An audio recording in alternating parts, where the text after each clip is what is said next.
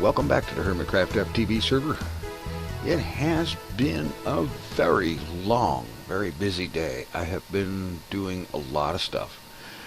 Well, one thing you can see is that I've got deep storage set up here for cobble, dirt, and gravel. And that's connected to the ME network over here. So that the three things that I'm going to, from quarrying, end up with lots and lots of, if I don't send it to the void, I've got it set up for deep storage. So that's good. That means that I don't have to send this stuff to the quarry, to the void anymore. That's good, because I'm going to want to start sending some of this stuff beyond certain amounts into recyclers really soon.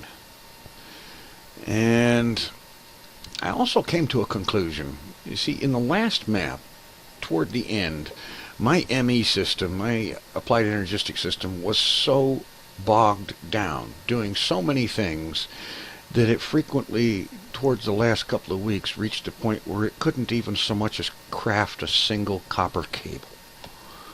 And that tells me that I had several things wrong with it, and in a lot of ways I was asking it to do too much.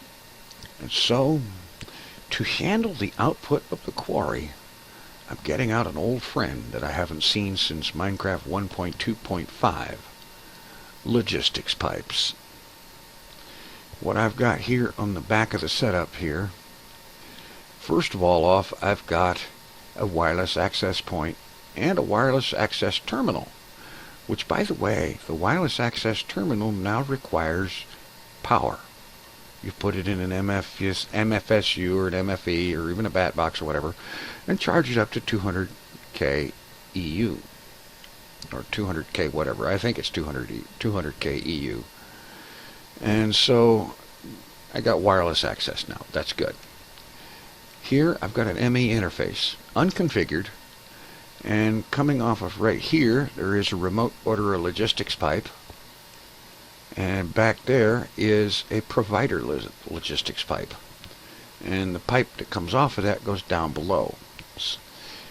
Now, I did come up with a couple of, couple of other neat items. This here is the coin of fortune, sometimes referred to as the coin of suck, because when you have it in your inventory and it's enabled, it does just what it says on the label. It pulls in nearby items and XP. So if you're breaking stuff or mining or whatever, everything that drops gets sucked right into your inventory. No having to fuss around trying to make sure you got it all. Really good when you're harvesting stuff. Next thing I got is the Rod of Return. Another Darkcraft special thing. This one here, I've labeled it. Okay, let's see. If you shift right click with it, you get this interface.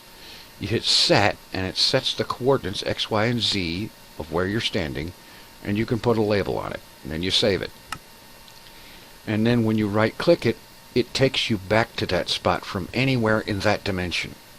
They don't work across dimensions, so you can't like be in a Mistcraft age or in the Nether and have it pop you back to the overworld. But this one right here takes me to right in this room, right about here. From anywhere in the overworld. Instantaneously. This other one takes me down here to the shop.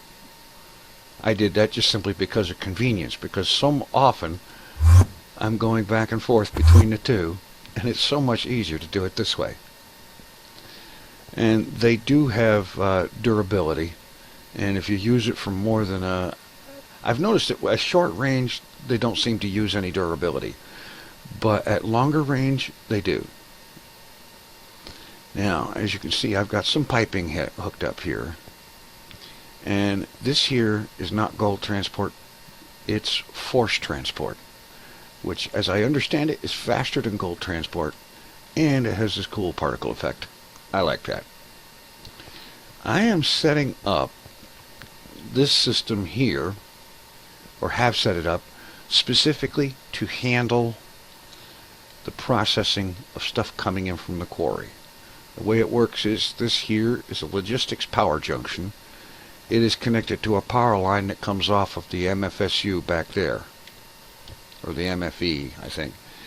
And a basic logistic pipe and some regular pipe hooks it into the rest of the network that provides power for the network, because logistics pipes now need power to move things around and do stuff. They're not free anymore. And so what's going to happen, items from the quarry are going to come through this item tesseract. They will be dumped into a chest here.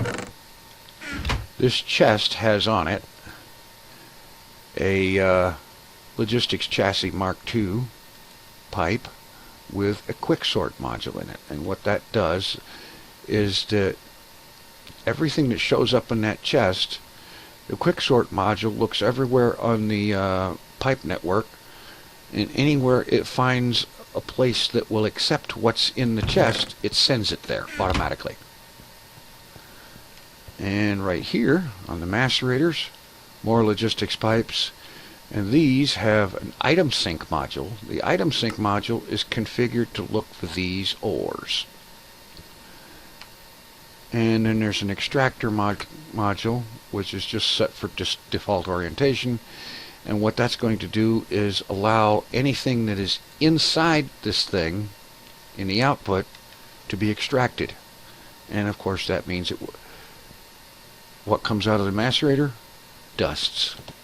And that's what these item sinks on the furnaces are configured to look for.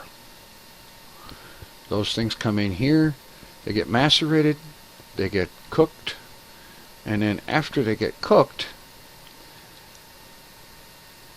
the resulting ores, let's see,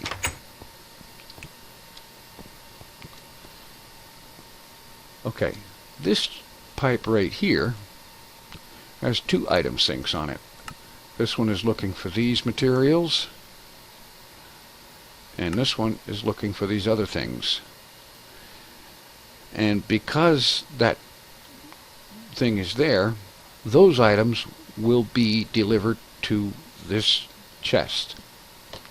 And then there is a basic import bus that will simply import everything that shows up into the chest into the ME system. And that way, item processing or macerating and smelting takes place automatically with only minimal impact on the ME system, because all it's doing is importing the results and importing a few other things. It's not handling processing, auto crafting, auto processing, or anything. That's being handled by the logistics network. This chest over here just has a basic pipe on it, which is configured to make that chest the default route, which is where anything in the logistics network will go. If it doesn't have any set destination, it'll end up in the default route. Alright, now I haven't tested this fully yet, but I have a good test in mind. This is what's left of the ores from my last quarry, along with a few things that I picked up in the nether, and so on. So, I'm going to force wrench this chest. Notice how I didn't have to go grab it. I'm going to force wrench that one. And I'm going to take this diamond chest, and I'm going to set it down here, and it's going to act just the same as if all the stuff came in through the tesseract. Leastways it should. Alright. I may have to break and replace that. Alright, I'll do that. Obviously the pipe network doesn't know what to do with something that's been force wrenched. Alright, now we'll just put that quicksort module back in. Everything in the chest is being sent to an appropriate destination.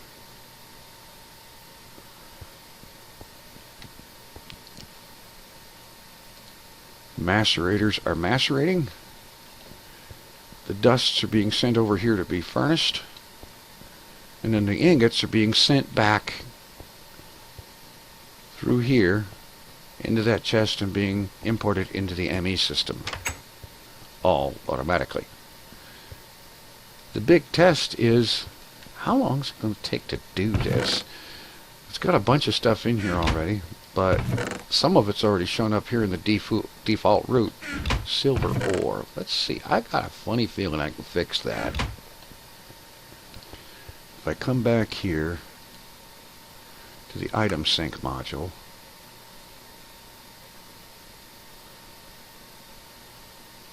well, it's there. It's in this. It's in the item sync. Yeah. Okay. All right. So mostly it's going to be a waiting game to see how long it's going to take. I noticed that only one of these furnaces is running. That one's processing gold. Okay, that's because the macerators are only processing gold. But there's still a second furnace, and I know this one is configured to accept gold. I have to consider what's going on there.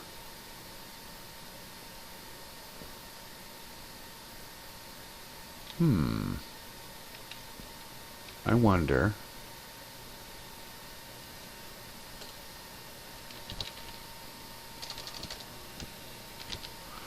Alright, let's take a couple of force pipes.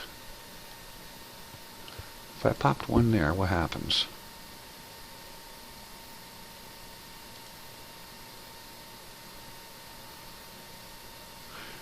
No, all the gold is going to this furnace because it still has room in its inventory and it's the closest one.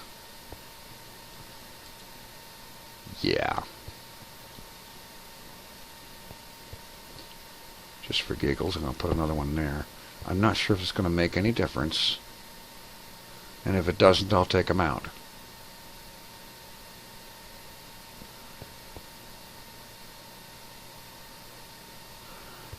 I have to take that one out.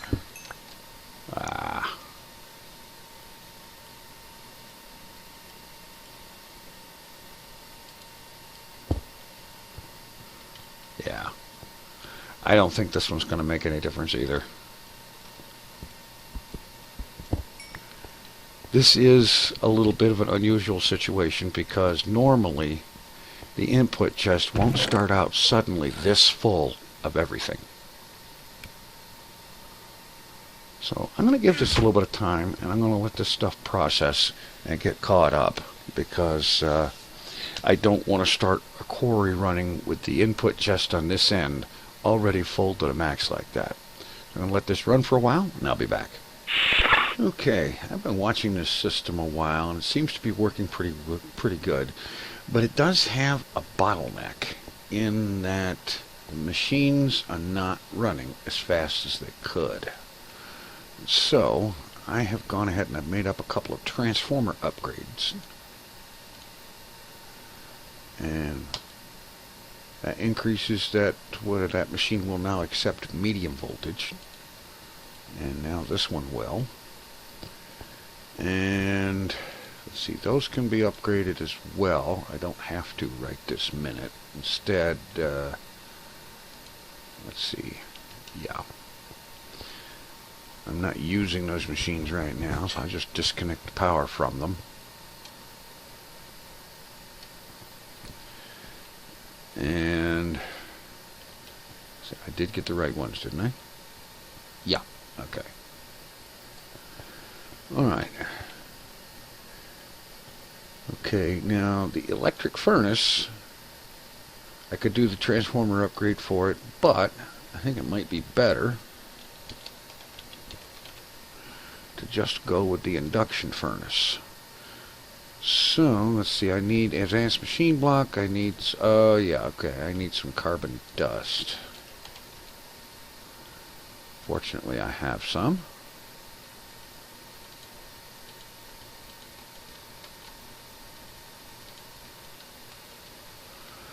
And the compressor may still have enough power to do those.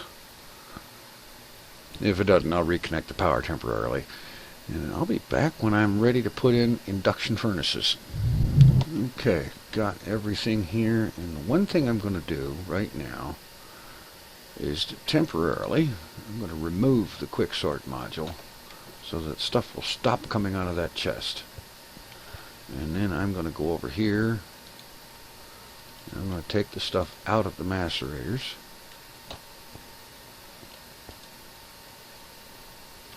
And get the stuff out of the furnaces.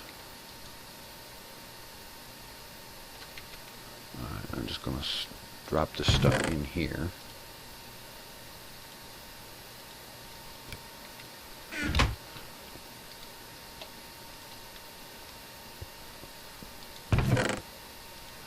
Alright. Now I need my wrench.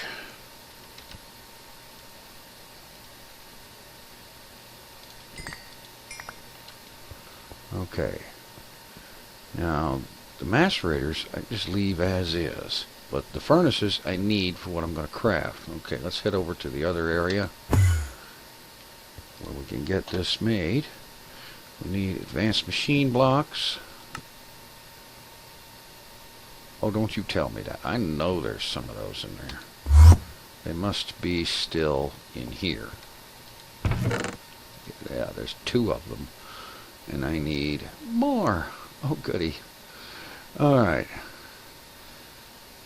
Alright, we'll just go with the 1 for the moment.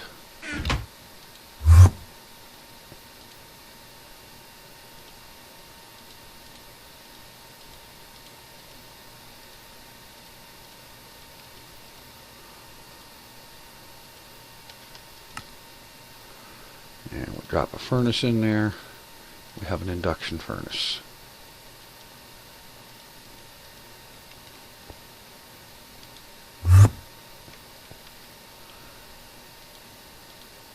Go ahead and drop this thing right here. Induction furnace can handle low voltage or medium voltage.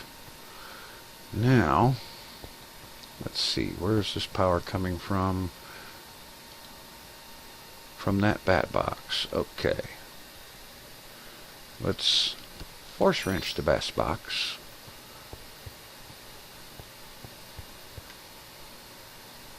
And then get another length of cable.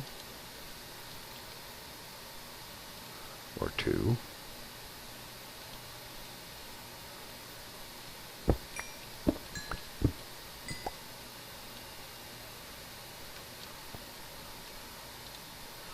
And let's remove the transformer.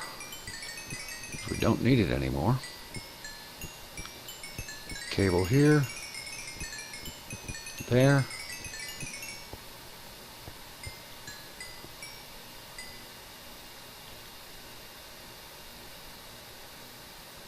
Let's get rid of some of this junk.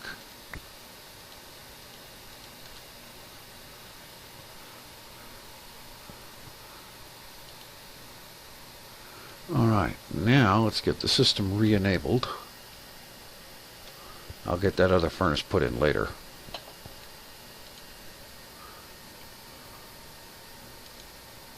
Put our quick sort module back in. Stuff is flying through here. These machines are now running a lot faster. They're on medium voltage with 2 overclockers. And the wonderful thing about the induction furnace, it's got 2 input slots, 2 output slots. And I'm going to go ahead and put a lever on the front of this so that it stays heated up at all times. And like I said, I'll get another one put in over here later. But I think that one, once it gets up to full heat, is going to be able to handle most of what I can throw at it. Alright, now I need to get another lever. And I need to get ready for a little, well, let's patch up some of the holes here.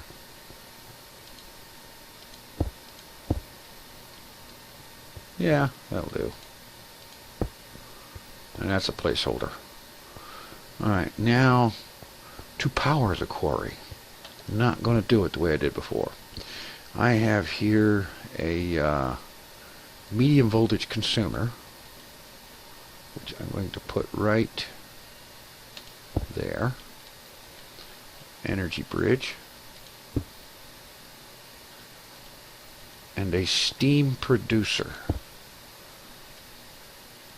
followed by a liquid tesseract. Let's set that up on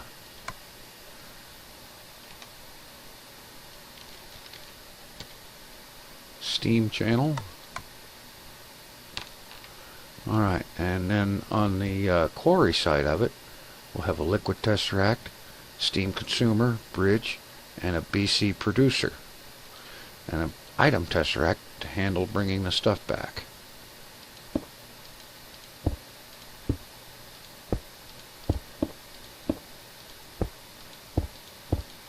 There. You wouldn't even know it was there unless you knew where to look. Okay, I need to get going with that because that's producing steam like crazy right now. Alright, let's get over there and get to the quarry age.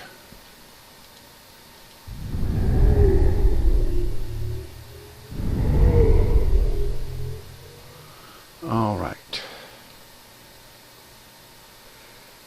Now, need to, head down this way.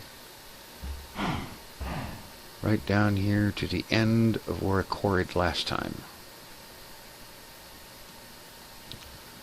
And let's get our chunk boundaries in.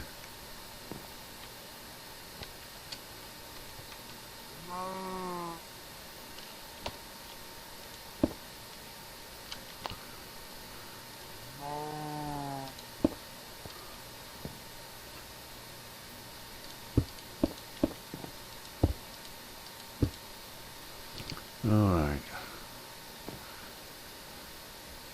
Okay, lever.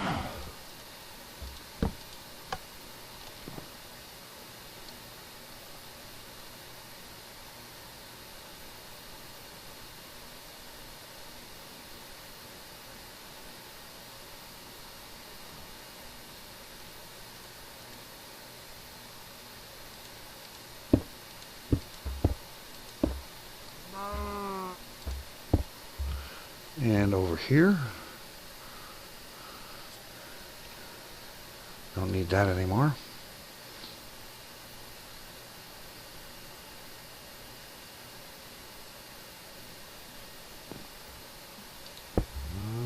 Okay.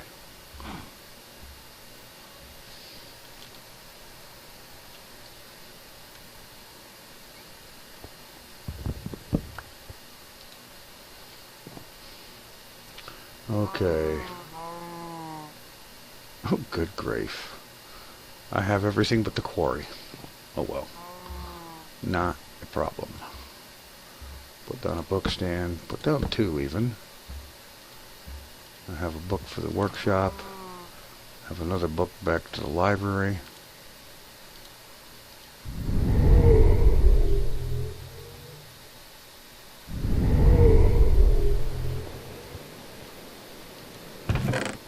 There's the quarry.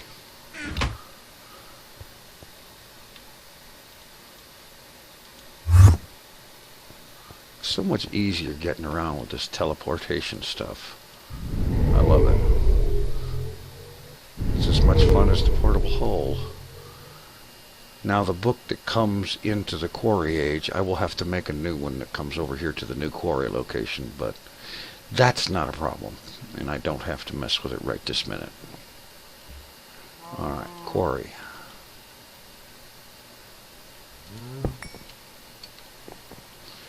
Alright,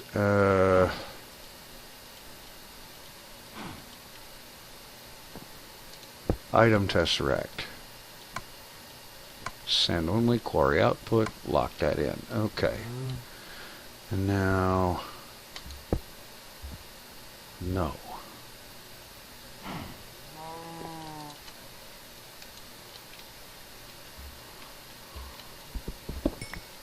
Okay, the force wrench can't pick that up. Fine. Alright. Buildcraft producer. Right there. Energy bridge. Steam consumer. liquid tesseract on it. Set that to receive steam.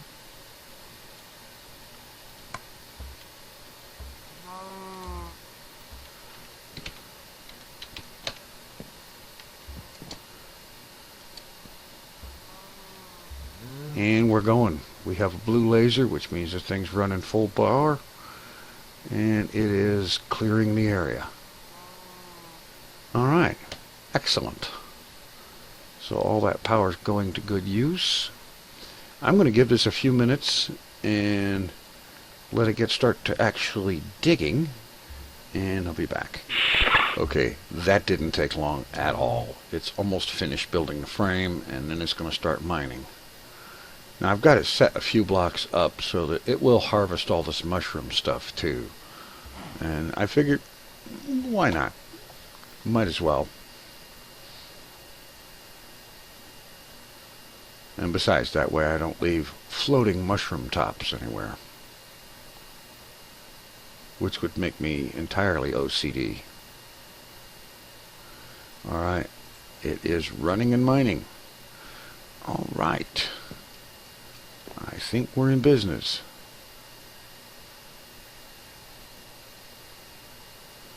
First thing it's going to do is shave off all these mushrooms, and then it will start mining for real when it gets down to the mycelium. So I'm going to wait on that, get a book that actually takes me to here instead of way over there, and I'll be back in a bit. Well, I would say that this is a considerable improvement over the performance of the last quarry. It's running a lot faster. And let's see. Getting 263 millibuckets per tick coming in. It's burned about 104 Minecraft joules per tick, looks like. And it appears to be running at about full blast. So I would say that this thing is going pretty doggone good. And in upcoming episodes I may do some of the auto crafting stuff with logistics pipes. I'm not sure yet, because there is a little bit of a bug in that when it comes to sharing automatic crafting between networks. The AE system doesn't seem to quite be able to see the logistics system, and I'm not sure about the other way around, frankly.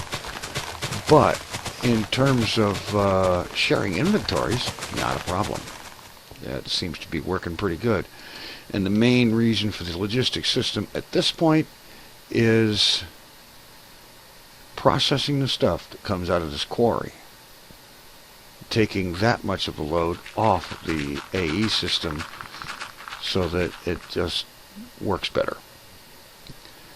Well, I think we're doing pretty good today.